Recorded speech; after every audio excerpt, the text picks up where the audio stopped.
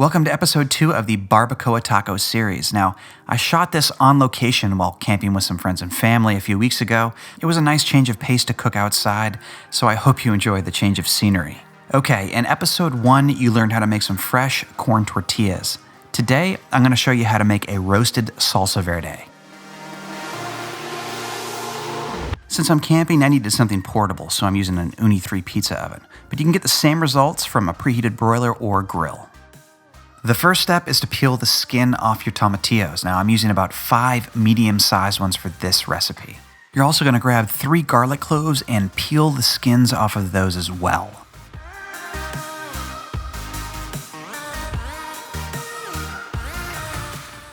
Okay, step 2 is to peel and quarter an onion.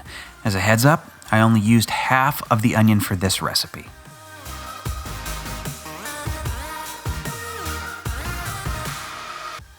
Take those onions along with your peeled garlic, 2 serrano peppers, and the tomatillos and place them in a cast iron pan or on a sheet pan or in some sort of baking vessel. If you're going the grill route, you can just place all of your vegetables directly on the grates, with the exception of the garlic, which will need to be wrapped in foil. Go ahead and roast the vegetables until they start to blister and catch some color. You may need to rotate them a few times, and then when each veggie is ready, just remove it from the pan and place it on a cutting board. All right, take those tomatillos and finely chop them. You're actually going to break them down into complete mush, and that's totally cool. If I had access to a blender, I would just dump all the stuff into the bowl, pulse the machine a few times until I hit the right consistency, and call it a day. But I'm camping, I don't have electricity, all I have is a knife, and it's all good. Give those roasted onions a fine chop as well, and place them in the bowl with your tomatillos.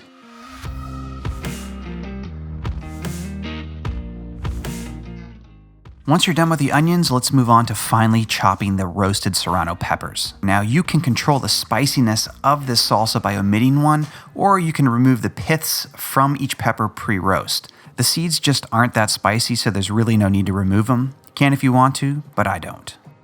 Take 1 bunch of cilantro and finely chop half of it. Add it to the bowl with the rest of the ingredients, and we're almost done. Now, the one shot that I forgot to include in this video was me mincing the roasted garlic and adding it to the salsa, so don't forget to do that.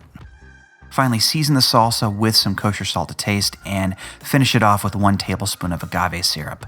Then give the salsa a stir, taste it, and adjust the seasoning if necessary. Now, this recipe is super easy and straightforward. It's only going to take about 20 minutes of your time, so give it a try. Episode 3 of the Barbacoa Taco series will air very soon, so keep an eye out for that. But for now, I'm going to leave you with some additional footage that I shot over our camping weekend, and it's always a good time hanging out with friends and family.